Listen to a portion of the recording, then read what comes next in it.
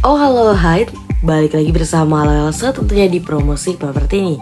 Dan kali ini saya akan bawa topik yang menarik tentang rumah tapak di tahun 2023. Tentunya di tengah prediksi ketidakpastian ekonomi di tahun 2023, tapi tetap saja sektor rumah tapak dipercaya tetap perkasa. Hal ini dikuatkan berdasarkan survei, 59% responden optimis pertumbuhan sektor properti akan relatif stabil untuk 2023. Situasi ekonomi global dinilai tidak terlalu berpengaruh terhadap pertumbuhan sektor properti dalam negeri. Mengenai stabilitas sektor properti tahun 2023, para responden harus tetap waspada. Berbagai potensi risiko yang bisa mengganggu perkembangan sektor properti, seperti dampak pandemi yang berkelanjutan, kenaikan inflasi, dan semakin dekatnya pemilu. Rumah tapak atau landed house merupakan subsektor properti yang diprediksi paling prospektif dan pilihan dominan para responden. Tentunya warga di Indonesia masih lebih menyukai kepemilikan properti tipe rumah tapak atau landed house ketimbang apartemen karena beberapa alasan, faktor harga, psikologis, sosial, dan juga budaya. Saya juga menemukan masyarakat semakin peduli terhadap kepemilikan properti, baik sebagai tempat hunian ataupun sebagai investasi jangka panjang. Oleh karena itu, permintaan hunian rumah tapak tetap stabil di tengah pandemi. Optimisme sektor properti masih relatif tumbuh didorong oleh berbagai regulasi yang masih bergulir dari pemerintah dan semangat kolektif para pemangku kepentingan. Bisa dibilang landed house nggak ada matinya, yang baru terus dihadirkan. Tentu saja produk rumah tapak terus mendapatkan respon yang baik dan hal ini mendorong kalangan pengembang untuk menghadirkan produk baru. Minat yang tinggi untuk segmen landed house terjadi di hampir semua segmen, baik kelas bawah, menengah, hingga high-end. Hal ini seiring dengan semakin terkendalinya pandemi dan ekonomi yang mulai membaik pada tahun 2022, daya beli secara umum semakin terlihat baik dari segi penyerapan untuk produk segmen menengah atas oleh pasar. Tren ini diperkirakan akan berlanjut pada tahun ini di 2023, meskipun ada kekhawatiran ekonomi global pada tahun ini. Mengingat pasar perumahan tapak yang relatif stabil selama pandemi 2020-2021 dan kondisi pasar membaik pada tahun 2022, pasar perumahan pada 2023 akan merupakan tren positif dari penawaran maupun permintaan. Meskipun kebutuhan rumah pertama yang masih mengkhawatirkan suku bunga KPR yang akan terus menaik karena imbas dari inflasi dan bahan bangunan yang semakin tinggi.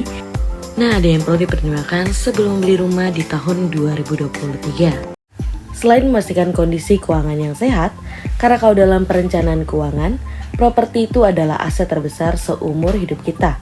Membeli properti misalkan dengan skema KPR membutuhkan komitmen jangka panjang.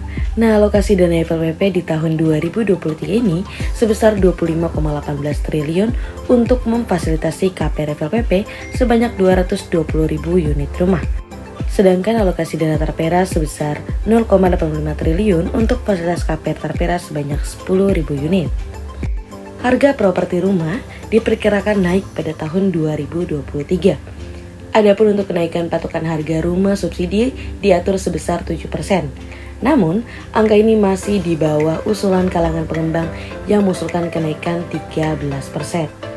Secara umum harga rumah memang meningkat, apalagi ditambah dengan kenaikan harga bahan baku dan biaya modal. Faktor lain yang mempengaruhi kenaikan indeks yaitu pertama adalah permintaan terhadap properti juga meningkat selama 3 kuartal terakhir, mengiringi pulihnya ekonomi dari pandemi dan selesai beberapa infrastruktur yang memudahkan akses pemukiman. Sementara faktor kedua adalah suku bunga perbankan, di mana suku bunga acuan per bulan Desember 2022 sebesar 5,50%. Suku bunga acuan Bank Indonesia naik. Bagaimana dengan cicilan KPR? Kenaikan ini tentunya akan meningkat juga suku bunga kredit properti, namun berbagai indikator masih menunjukkan sektor properti tetap memiliki kinerja yang baik.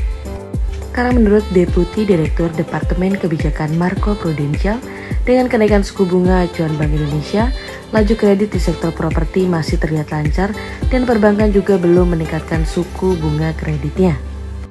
Dan itulah situasi pasar properti di tahun 2023 yang akan kalian hadapi selain ancaman resesi dan kenaikan suku bunga secara global, dan kalian harus membuat keputusan secara hati-hati ya. Nah, pola yang umum adalah apa yang harus Anda lakukan, lalu adakah solusi yang bisa Anda tempuh?